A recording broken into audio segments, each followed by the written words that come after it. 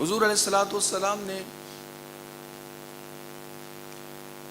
جب مدینہ منورہ میں تشریف لائے اور سلطنت مدینہ منورہ قائم ہوئی تو سرکار علیہ الصلوۃ والسلام نے اولین کاموں میں یہ کام کیا کہ بڑے بڑے بادشاہوں کی طرف خطوط بھیجے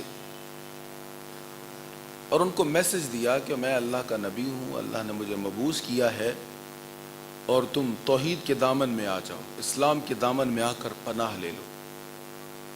یہ مدینہ منورہ کی ریاست کا ایک کانسیپٹ یہ ہے۔ آغاز میں حضور نے یہ کام شروع فرمایا، یہ 6 ہجری کی بات ہے۔ حضور صلی اللہ تعالیٰ علیہ وآلہ وسلم کا خط کسرا تک پہنچ گیا۔ اب کسرا کی سلطنت کا اندازہ آپ لگائیں، آپ پرشین امپائر کو پڑھیں گے تو آپ حیران رہ جائیں کہ اتنی بڑی سلطنت، ایسی حکومت ہمارے پڑوس میں تھے، پورا ایران اس کی حکومت میں تھا، بلکہ ترکستان، افغانستان اور بلوچستان، ہمارا مکران تک کا سارا علاقہ اس کی اکیلے کی حکومت میں تھا، اس کے علاوہ بھی کچھ علاقے تھے۔ بڑا مغرور تھا، خود کو رب کہتا تھا، خدا کہتا تھا۔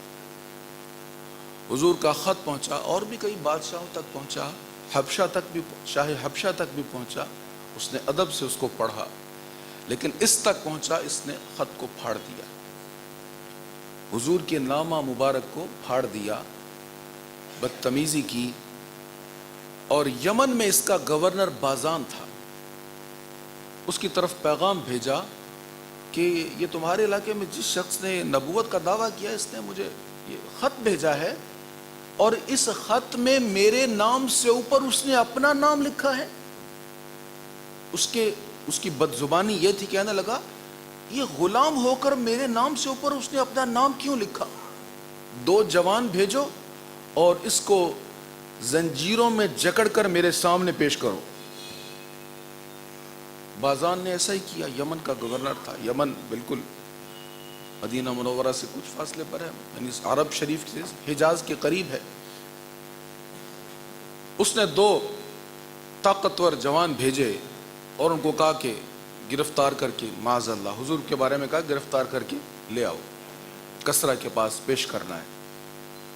اب یہ دونوں آ گئے، بڑی بڑی مونچھیں، داڑھی مڑی ہوئی، حضور کے پاس آ کر کہنے لگے کہ ہم تمہیں گرفتار کرنے آئے ہیں۔ بڑی رعونت سے کہا اگر گرفتاری دو گے تو ٹھیک ہے، نہیں تو کسرا تمہارے علاقے پر حملہ کرے گا اور تمہاری نسلیں بھی ختم کر دے گا، یہ سارے علاقے کو ختم کر دے گا اور یہاں کوئی چیز نہیں بچے گی، ہر شے مٹا دے گا۔ کسرا کے بارے میں، اس کی طاقت کے بارے میں تم لوگ جانتے ہو۔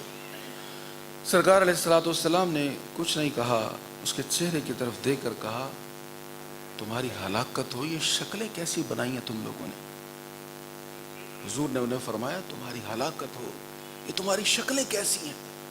کہنے لگے ہمارے خدا نے یہی حکم دیا ہے۔ کسرا کے بارے میں کہا، فرمایا نہیں، میرے رب کا تو حکم ہے داڑھی بڑھاؤ، مونچھیں پست کرو۔ اب دیکھیں وہ بات کیا کہہ رہے ہیں، حضور بات کیا کہہ رہے ہیں۔ حضور کو جیسے کسی کو پرواہ ہی نہیں ہوتی نا، ان کی بات کو نظر انداز کرتے ہوئے کہا، وہ پھر اپنی بات کی طرف آئے، ہم گرفتار کرنے آئے ہیں۔ حضور نے بغیر دیکھے فرمایا اچھا تم کل دوبارہ آنا میرے پاس۔ اگلے دن دوبارہ حضور کی بارگاہ میں حاضر ہو گئے، نبی کریم صلی اللہ تعالیٰ علیہ وآلہ وسلم سے آ کر پھر وہی مطالبہ کیا، اگر گرفتاری دیں تو ٹھیک ہے، نہیں تو ہم واپس چلے جائیں گے اور پھر حملہ ہوگا آپ کے اس علاقہ پر۔ حضور نے فرمایا میرے سچے رب نے تمہارے جھوٹے رب کو مار دیا ہے۔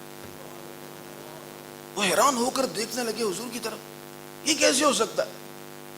فرمایا تمہارے جھوٹے خدا کا تکبر و غرور میرے اللہ کو پسند نہیں آیا، حق بات کو جھٹلانا میرے رب کو پسند نہیں آیا، اس کی گردن کٹ چکی ہے اور ابھی بھی اس کے گلے سے لہو رس رہا ہے۔